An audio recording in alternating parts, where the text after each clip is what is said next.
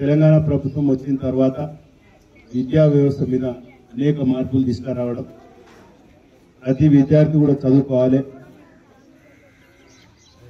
మరి ప్రైవేట్ పాఠశాల ఏ రకంగా ఉన్నదో అంతగానే మెరుగ్గా ఉండాలి అని మొట్టమొదటగా 200 ఉన్న గురుకులాలన్నీ ఇలా 1001 గురుకులాలుగా ప్రారంభించడం, ఇలా అన్ని కులాలకు ఎస్సీ ఎస్టీ బీసీ మైనార్టీ అన్ని కులాలకు ఇలా గురుకులాలతో పాటు మరి అలా జూనియర్ కాలేజీలు కానీ డిగ్రీ కాలేజీలు కానీ ఇలాంటి విద్యార్థులందరూ కూడా చదువుకోవాలంటే ప్రభుత్వ పాఠశాలలు కూడా బలోపేతం చేయాలి.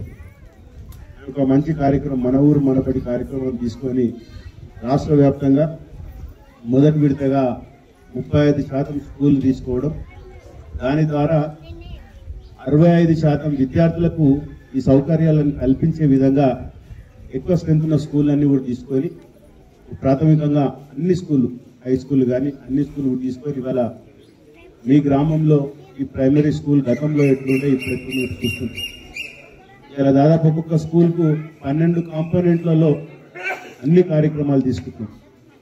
ఇలా టాయిలెట్స్ కానీ కిచెన్ సెట్ కానీ కాంపౌండ్ వాల్ కానీ ఫ్లోరింగ్ కానీ ఎలక్ట్రిఫికేషన్ కానీ అదేవిధంగా బెంచ్లు ఇలా గ్రీన్ రూమ్స్, హై స్కూల్లో అయితే dining halls, digital class rooms, 8 component ఇవన్నీ కూడా 12 కాంపోనెంట్స్లో ఒక్కొక్క స్కూల్కి చిన్న స్కూల్లో కూడా తక్కువ 50 లక్షల పైననే వచ్చినాయి. కానీ కొన్ని స్కూళ్ళకి అయితే దాదాపు 2 కోట్ల రూపాయల వర్త్ తోటి అన్ని కూడా ఏర్పాటు చేయడం. ఈ మన ఊరు పనబడి కింద 7,500 కోట్ల రూపాయలు ప్రభుత్వం దీనికి పెట్టడం. ఈ రకంగా ప్రతి సంవత్సరం కొన్ని స్కూళ్ళు తీసుకోరు. తప్పకుండా మరి ఈ గ్రామంలో ప్రైవేట్ స్కూల్ ఇప్పుడు కంప్లీట్ అయింది, హై స్కూల్ కూడా ఉంది. కాబట్టి